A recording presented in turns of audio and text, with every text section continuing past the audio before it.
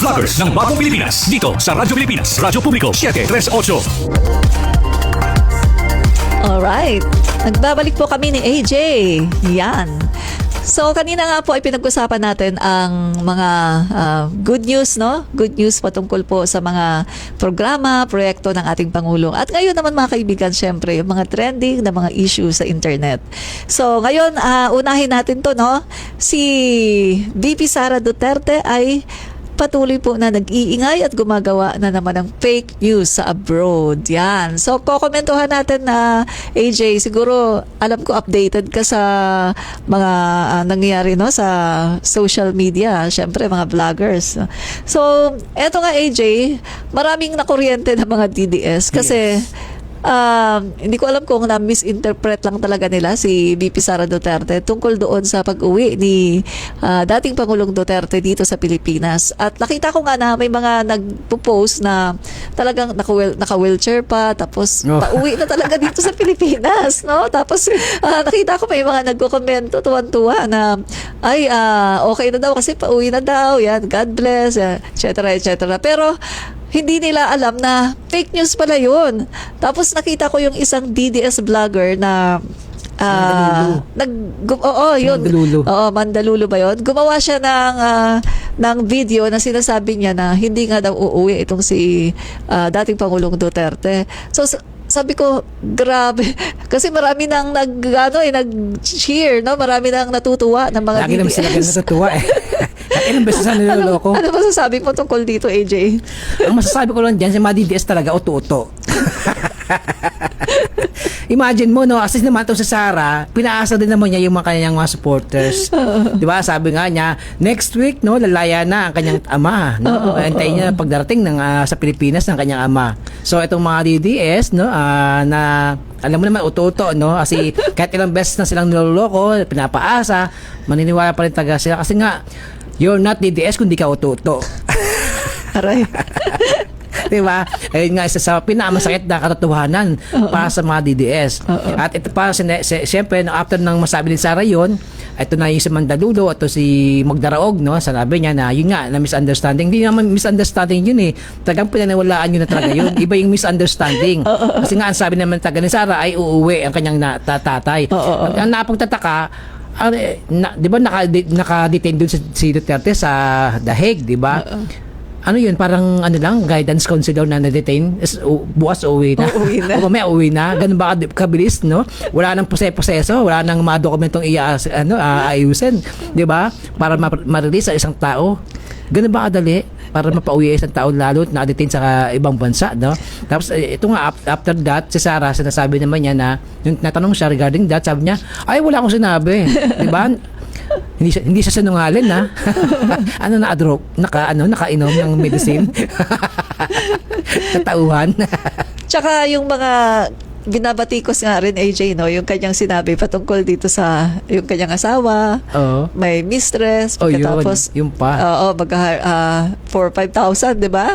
Mapapatay niya yun. So, binabatikos nga din yun AJ kasi para sa isang vice-presidente, dapat hindi siya nagsasalita ng ganon, lalong-lalo na meron siyang impeachment Case trial patungkol sa grave threat. Yes. So ngayon, parang kino-confirm lang niya na talagang totoo yun, na talagang meron siyang alam niya yung kalakaran patungkol sa pag-hire ng assassin. Yes. No? Tapos 5,000 lang. Diba? So maraming mga nag-react dito at talagang nakita ko maraming mga commentator, may mga legal mind na sinasabi nila na hindi tama to, hindi dapat ginagawa ni VP Sara. Tapos may mga bumabatikos na pagdating sa mga issue ng Paxilica, hindi niya alam, pero pagdating sa pag-hire, ang galing-galing niya tungkol dito, di ba? Alam na alam ng praisyuhan, Oo. Ayun pa, yung tungkol sa Paxilica, na, di ba nagulat siya, no? Gulat na gulat siya, yung kanya mukha, ano? Paxili? Paxi? So, AJ, no, maraming mga talagang minamak siya talaga AJ no sa social media kasi nga sinasabi na talagang ang dami-dami nang nagkakagulo tungkol sa Paxilica pagkatapos yung vice presidente hindi niya alam. Kahit man lang sana yung the word na paksinika, alam na dapat di ba? Pero wala, pati hindi alam. Oo, kaya nga eh. So, marami na nga nagdidebate tungkol dito, Oo, AJ. tapos siya walang alam. Hindi pa rin niya alam. Zero knowledge. Diba? Kaya marami nagko-komento na ay talagang pinapatunayan lang na talagang yung sinabi dati na fix yung kanyang grade ay baka nga totoo. Oo, sigurado naman yun kasi nakitang-kita naman, patunay, no? Katibayan. Oo. Siyempre, AJ, pinagdududahan pa rin natin, no? Hindi natin Ay, ako wala ng duda. Ako hindi ko kinukumpirma, no? Pinagdududahan ko pa rin, no? Pero marami talaga ang hindi naniniwala kasi nga sa mga kilos niya, sa mga ginagawa niya, Sa binibitawang salita. binibitawang salita ay mukhang Confirm. parang hindi talaga siya abogado, no? Ano pa masasabi mo, AJ, tungkol sa Ayun na nga, unang-una abogado siya. Dapat yung parang quick thinker ka. Mabilis ka kahit na sa mga impromptu na mga katanungan, ang bilis mo masagot. Kahit di mo pa alam yung tinatanong sa'yo, pero meron kang alam mo yung katalinuhan na hindi mo kailangan intelligent, hindi ka mo kailangan genius para masabi matalino ka. Pero dapat meron ang tawag na common sense.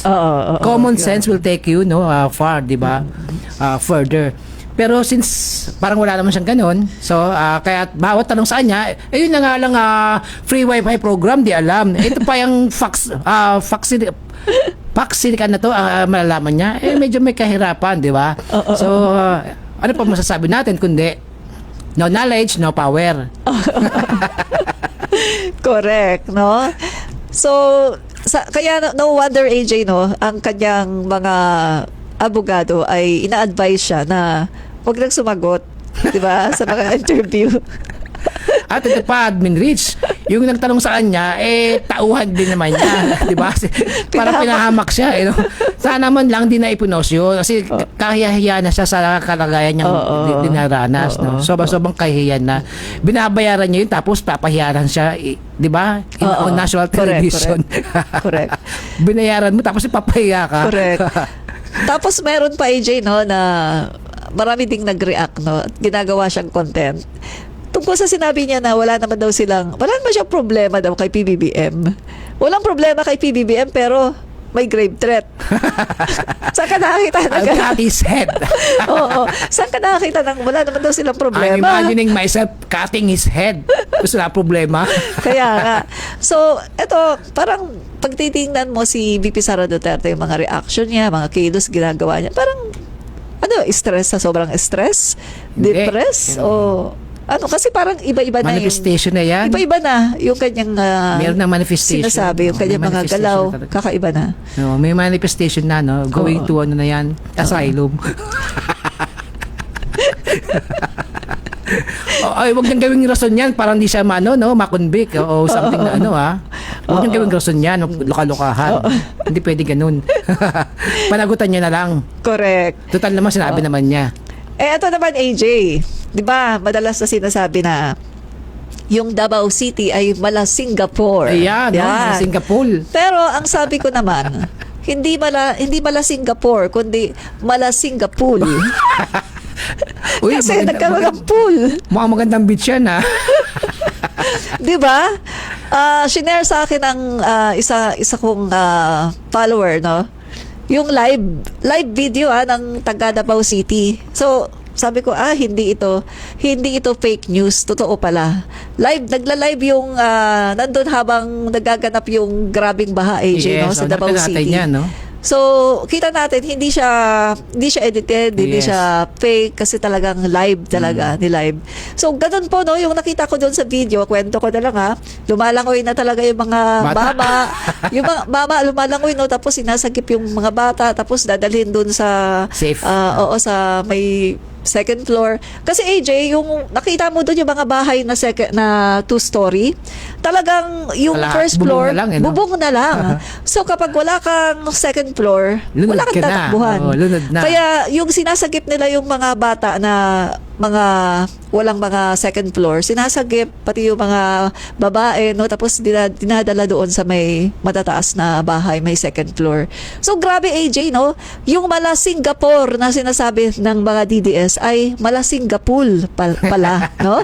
So ano masasabi mo dito AJ? Pwede palakpakan ng 51 billion flood control project. Kumbaga ano yan, no? Kumbaga kumbaga tawag dito yung ganap, no? Tagang yung 51 billion na napakinabangan ng Davao City, ang 51 billion flood control project. Actually hindi 51.8 billion, Yes, almost 52. No. Dapat nga 52 Napakinabangan na. nila, no? Oo, dapat hindi na sinasabi 7-Eleven ba yun? 51, 52 na dapat. 51.8. Akala ko 7-Eleven. 51.8 pala. Oo. Akala ko 7-Eleven. Almost 52 siya. Kaya nga, Diba? almost 52. Akala ko nga 7-Eleven eh. So, yan nga ang matatanong natin, AJ. Nasaan ang 51.8 billion? Bakit ganon? Diba? Nagreklamo na nga pati si General Torre, nagrereklamo kasi grabe na talaga.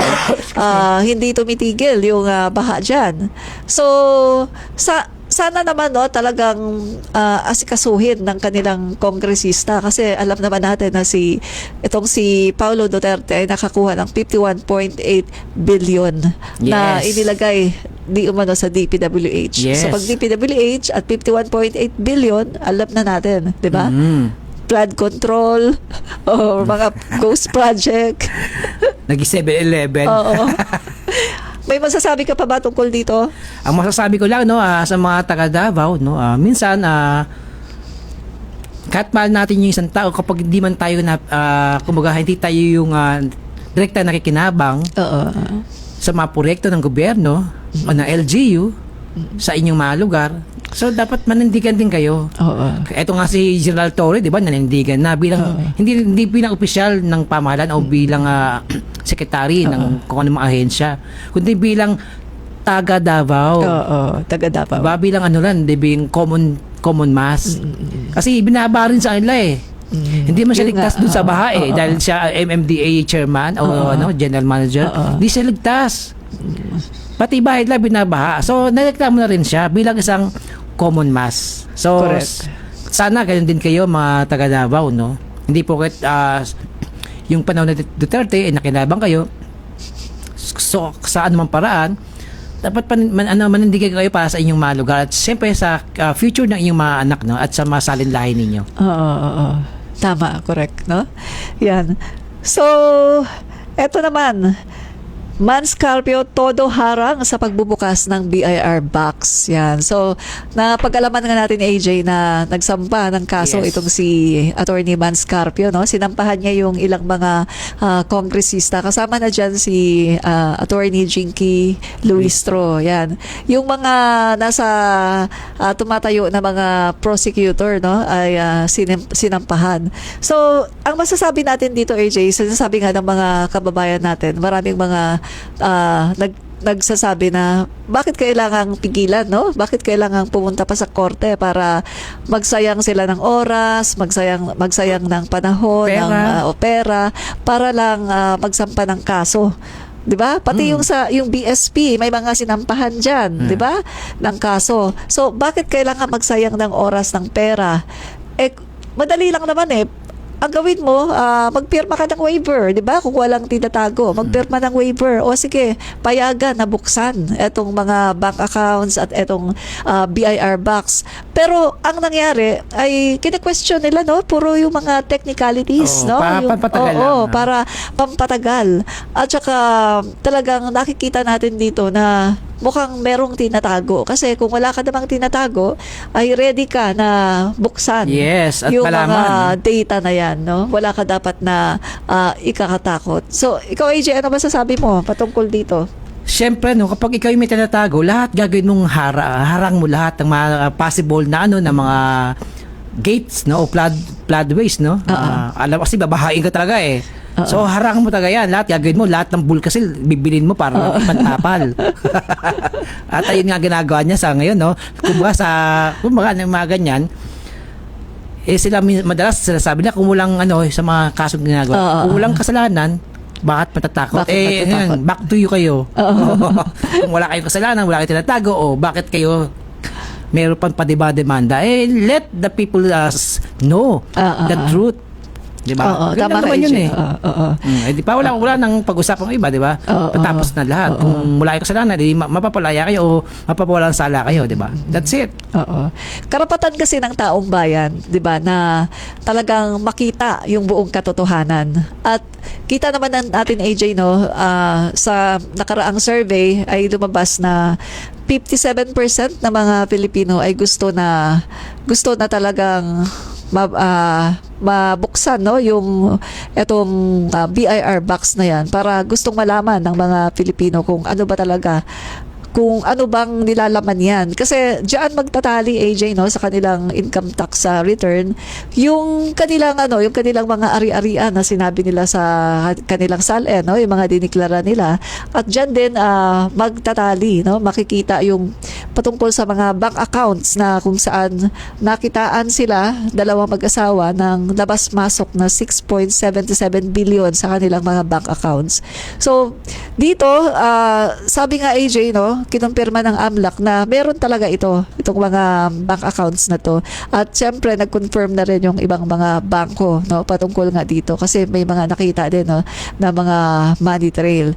Pero eto nga, instead na sagutin ng Duterte at Carpio etong issue na to, ay ang ginagawa nila ay pumupunta sila ngayon sa korte para pigilan yung pag-open nitong box na to at ng pagpapasumpina ng iba pang mga dokumento. Pero wala na nga silang magawa kasi andyan na no? Andyan na, AJ, at maging ang Pangulo natin ay pinayagan na may basbas ng Pangulo natin na mabuksan din yung box na yan para talagang malaman ng taong bayan. Kasi syempre, public office, 'di ba, AJ, kailangan yan, open yan. Hindi ka pwedeng magsabi na ay private citizen ako. Although private citizen nga si Attorney Van Scarpio, pero ang asawa niya ay public figure, no?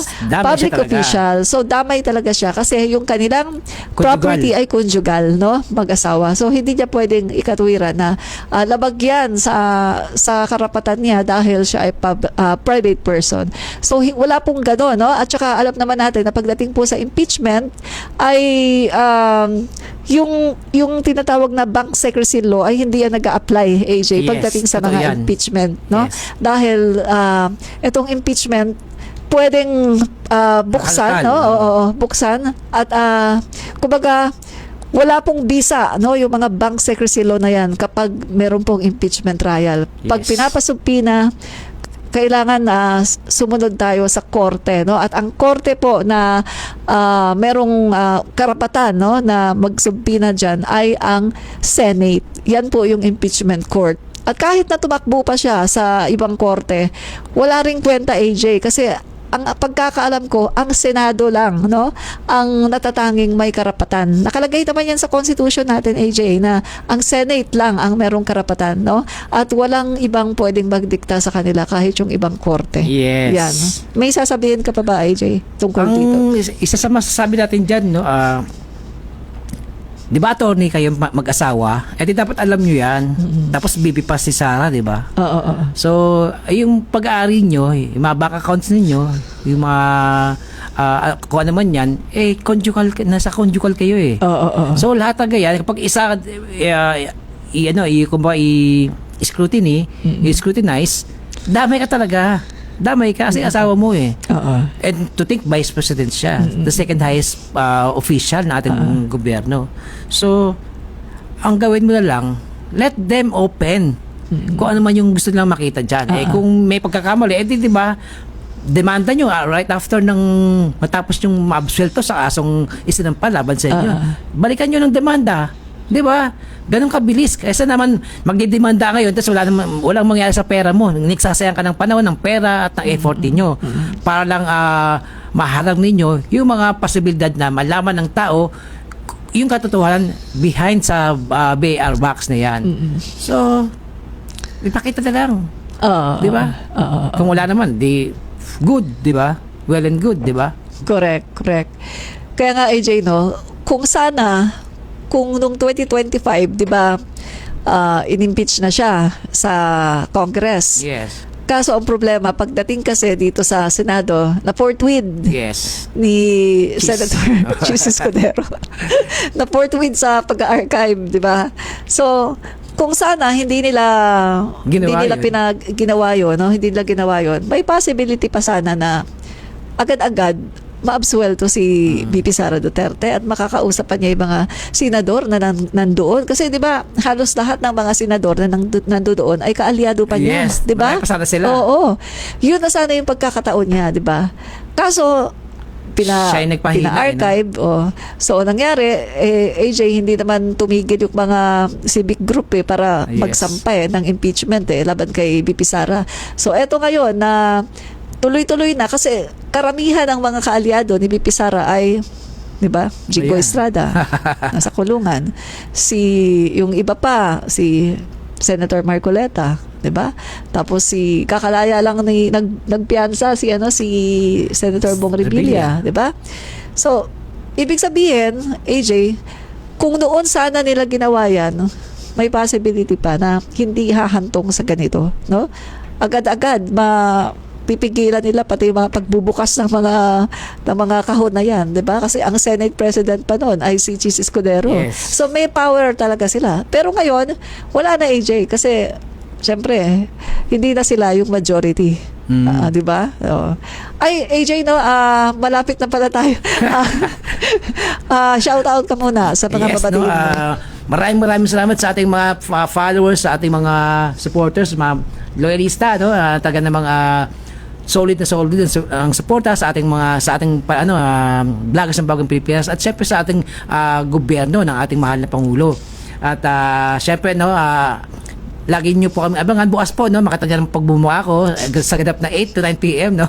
Bukas na ulit tayo, no, nandito naman tayo, parang magsasawa na sa pagbumuha namin. At syempre po, no, AJ13 Vlog po, no, at syempre AJ Opinion sa Facebook account ko, tsaka sa TikTok AJ13 Vlog. At syempre po ay abangan nyo na ulit kami bukas. Salamat po.